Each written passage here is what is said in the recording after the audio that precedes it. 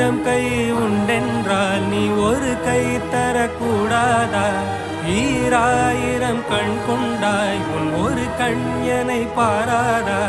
உன்னில் சரணடைந்தேன் இனி நீ கதியே.